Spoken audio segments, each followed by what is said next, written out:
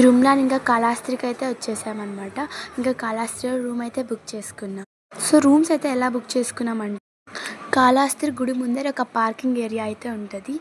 ఆ ఏరియాని ఇంకా లెఫ్ట్ సైడ్‌లో కొంచెం నడిస్తే అక్కడ కనిపిస్తదనమాట బుకింగ్ రూమ్స్ అని. సో, దాంట్లోకెళ్ళి మన ఆధార్ కార్డ్ చూపిచ్చి మనీ పే చేస్తే మనకైతే రూమ్స్ చూపిస్తారు.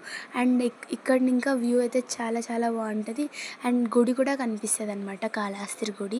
Maybe I think it is very useful to you. And ఇంకా మార్నింగ్ లేసి ఫ్రెష్ అప్ అయిపోయి ఇంకా దర్శనంకైతే వెళ్తున్నామనమాట. సో, నేనైతే ఫస్ట్ టైం రావడం కాళహస్త్రికి.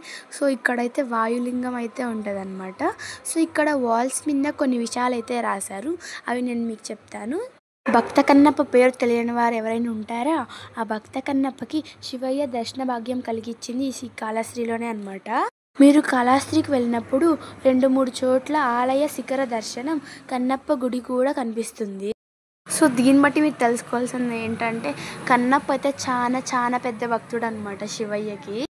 సో, ఇంకా గుడి బ్యాక్ సైడ్ అయితే స్టెప్స్ ఉన్నాయి. అక్కడి ఇంకా దిగొచ్చామనమాట. ఇంకా డ్యాడీ అయితే పోయేటప్పుడు బొట్లు పెట్టించుకుంటున్నాడు. సో, ఇక్కడి వరకు నా వీడియోస్ చూసినందుకు thank you so much. And also నన్ను ఇలానే సపోర్ట్ చేయండి. Bye guys and love you all.